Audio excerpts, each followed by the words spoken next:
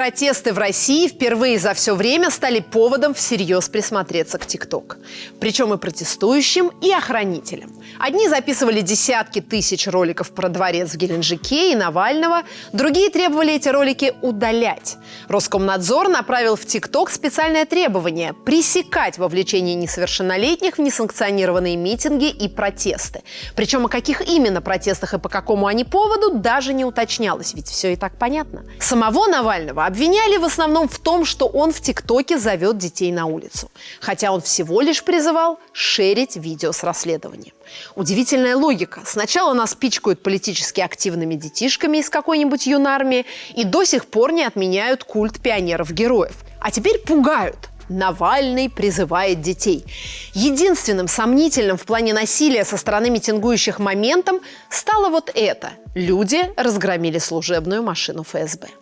Сначала писали, что водителю выбили глаз. Потом это подтвердил Песков, но ни деталей, ни имени водителя до сих пор нет.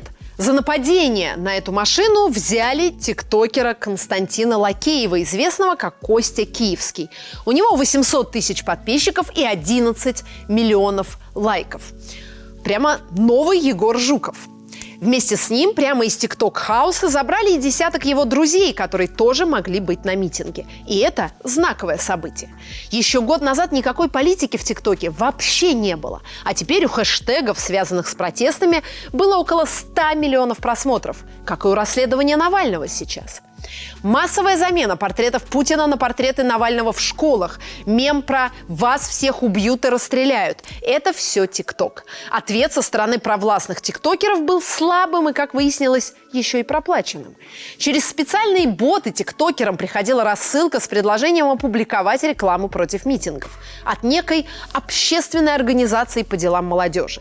Какой вывод можно из всего этого сделать? Пропаганда, которую делают уже пожилые, в общем-то, люди с массой дорогостоящих вредных привычек, молодежь проспала.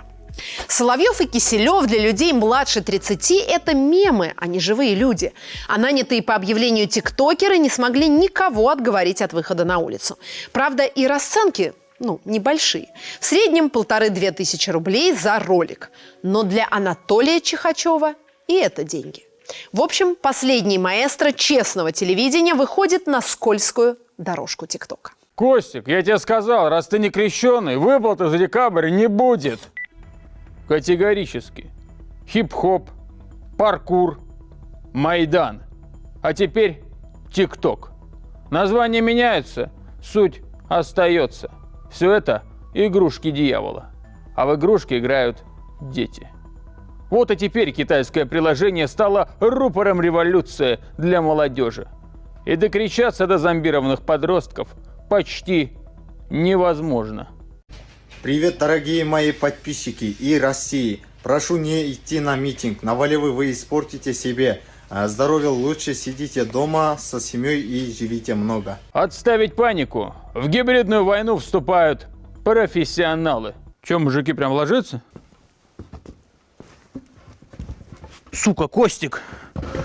Я мать твою... Да ёб вашу мать. Десантируюсь во вражеский ТикТок. Перехожу в вертикальный формат.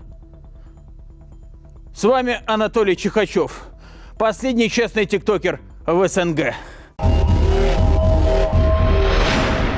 Цикл патриотических социальных роликов для социальной сети ТикТок. Режиссер Анатолий Чихачев. Бездуховность.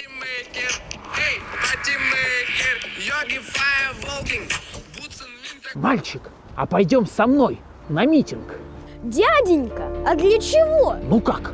Страну разваливать. Дяденька, но я не хочу страну разваливать. А если я тебе дам кильку в томате?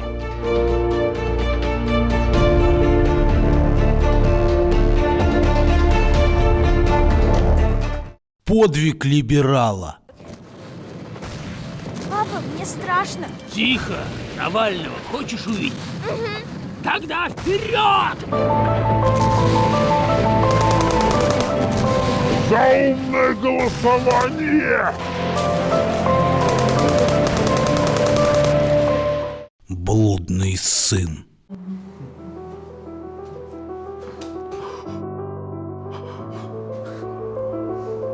Сынок, что с тобой?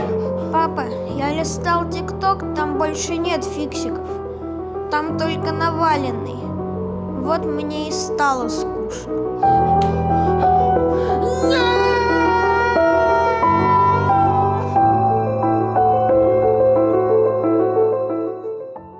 Ну что, мужики, понравилось? Вот и я говорю, мужские стринги сейчас каждый второй носит. Я в них на рыбалку хожу. Недавно в сети интернет попала листовка с техническим заданием для блогеров. Власть за деньги предлагала раскритиковать Навального и протесты. Вижу, работали дилетанты. Сейчас я покажу, как заставить блогеров делать это бесплатно. Введите испытуемого. Это кумир школьников Даниил Милохин. Мы проверили по паспорту, все сходится. Включаем технику гипноза. Даня, что ты хотел сказать своим подписчикам? Не ходите на митинги, А почему? потому что вы фашисты, А про Бандеру что-нибудь скажешь? потому что бандеровцы, И давай про власовцев, мое любимое. потому что вы власовцы. Спасибо, Даниил. Так, я что там тебе 5000 закинул? Че, качаешься? Ладно, пиздуй. Чтобы освоить ТикТок, мне хватило нескольких минут. И для этого не нужно знать, как работает приложение. Нужно знать, как работает план Даллеса. Берегите родину. Она у нас одна. Максимум 2. Всего. Ну что, мужики, к писсуарам? Я вам сейчас там аквадискотеку покажу, а?